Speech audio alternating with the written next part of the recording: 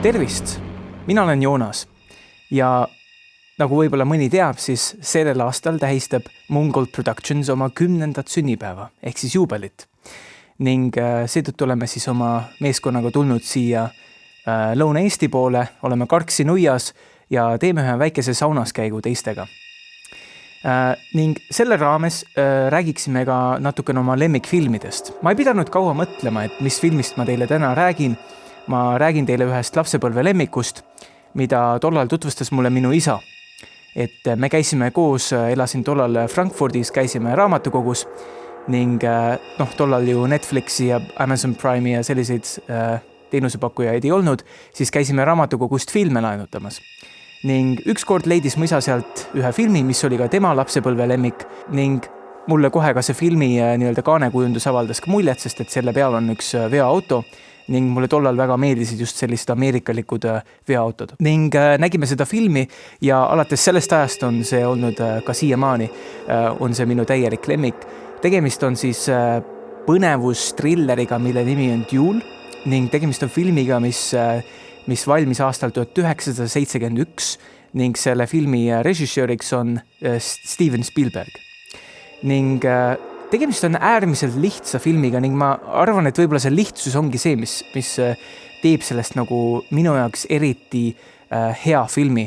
Et kuidas on saavutatud see, et väga lihtsate vahenditega ning seda kinnitab ka filmi eelarve, mis oli ainult 450,000 USA dollarit, suudeti teha tõsiselt hea selline film, mis naelutab sind ekraani ette ning mina võin vaadata seda mitu korda ning iga kord ma ka avastan midagi uut seda vaadates.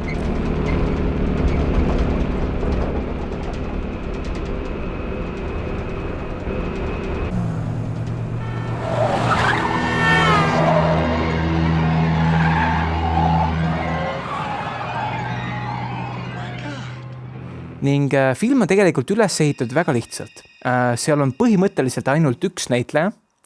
On ka mõned teised inimesed, kes mängivad kõrvalrolle, aga siis peaosa täidab mees nimega Dennis Weaver, kes siis mängib sellist tegelast nagu David Mann. Ning kogu film ühesõnaga rulleerub siis lahti kõrbes, Mojave kõrbes, kus siis filmi siis algab sellega, et Mann alustab nagu sõitu oma kodust, taustaks mängib raadio ja kaamera on siis paigutatud nagu auto kapotile.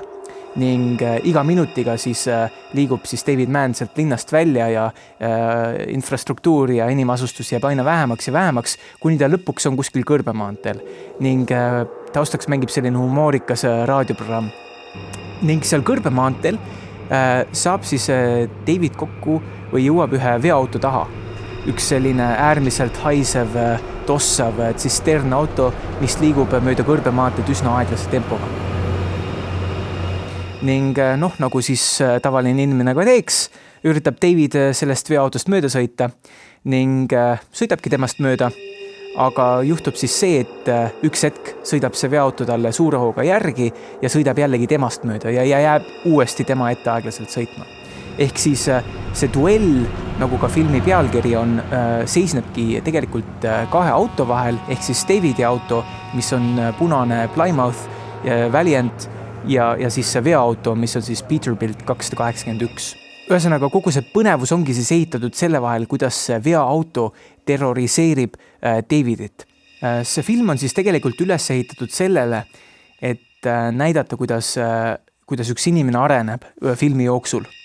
Et filmi alguses saab vaataja üsna pea selgeks, on telefonikõne, kus David räägib oma naisega, et tegemist on sellise väga linnastunud inimesega, kes on harjunud kõiksugu tolleaegsete mugavust ja luksustega ja kuidas ta pannakse järsku sellisesse olukorda, kus ta peab natukene nagu erakordseid otsuseid vastu võtma ja ta peab enda eest seisma ja ta peab ellu jääma antud olukorras.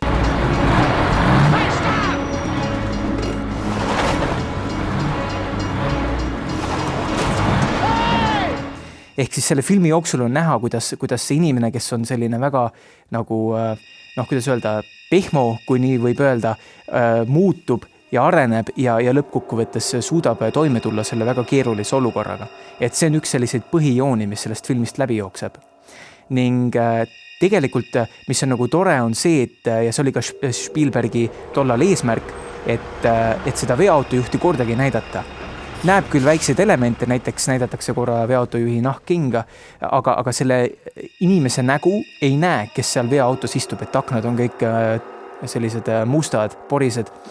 Ja see oli Spielbergi eesmärk, sest et ta mängib sellele, et inimkonna üks suurimaid hirme ongi mitteteadmise hirm.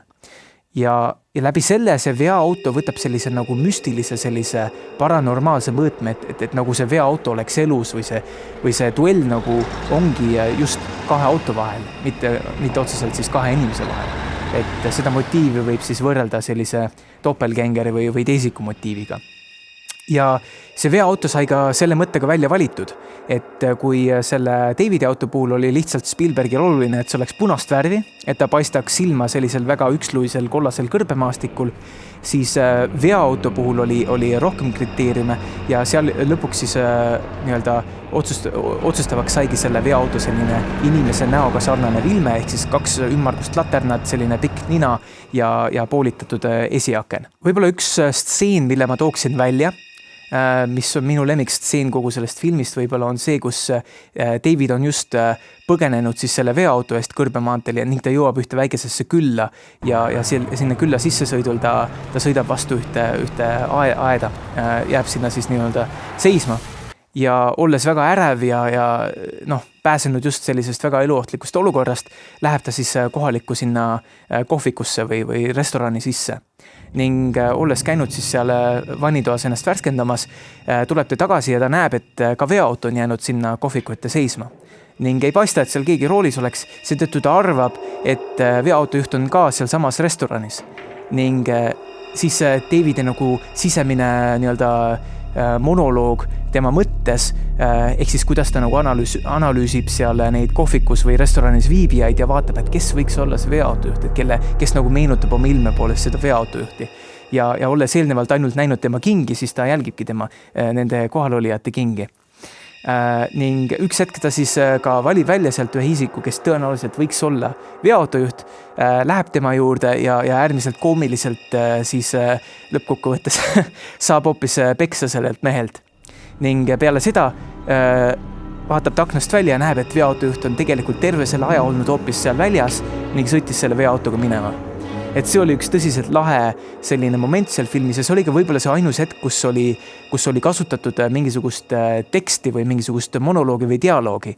Et tegelikult seal filmis sellist teksti osa on minimaalselt, et kogu see film nii-öelda kasutabki pigem selliseid visuaalseid elemente, väga efektselt ka erinevaid heliefekte ja seda muusikat, mida seal tegelikult on vähe, aga seda muusikat kasutatakse väga hästi ära, et just tuua esile seda olukorda, et kasutatakse palju selliseid löökpille ja keelpille. Algselt, kus juures sellele filmile tehti vaid televersioon.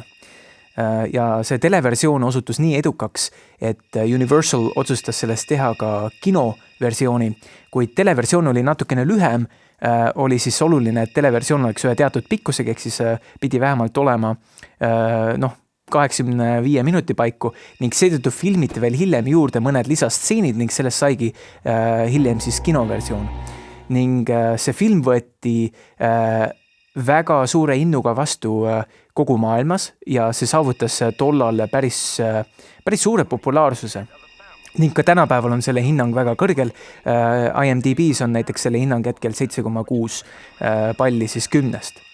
Kuid mis on võib-olla sellele filmile natuke saatuslikuks saanud, et kui rääkida Duelist, siis tegelikult enamus inimesi tõenäoliselt ei ole sellest filmist midagi kuulnud, eriti veel tänapäeva generatsioon, tegemist on siiski 50 aastat vana filmiga. Et Spielberg on järjest teinud tõsiseid hitte, et 4 aastat hiljem 1975 tegi ta ju teatavasti ühe veel populaarsema filmi, mille nimeks on Jaws ning ma arvan, et võib-olla see tema edu järgnevate filmidega on varjutanud tema eelnevad filmid nii-öelda osaliselt ära. Kuigi Duel oli Spielbergi esimene selline hitt, millega ta saavutas oma kuulsuse. Et enne seda ta ei olnud filmimaastikul eriti tuntud, selle filmiga ta kirjutas ennast sisse kinoklassikasse ja filmimaastikule. Mungold on siis nüüd 10 aastat tegutsenud, oleme teinud mitmeid väga värvikaid projekte. On olnud väga lõbus, kindlasti jätkame sellega, et meie 5. maailma seeria, meil on juba mõtted, mida teha järgmisena. Küll see aasta sai nüüd natukene saatuslikuks mõnele meie projektile, et meil oli ju planeeritud Tehumartis ühe filmiklipi filmimine, aga see paraku jäi siis olude sunnil ära aastal 2020. Loodame, et 2021 tuleb palju positiivsem, tegemist on juubeliaastaga, me kindlasti plaanime midagi vägevat selle seetõttu teha. Ning jälle nägemiseni!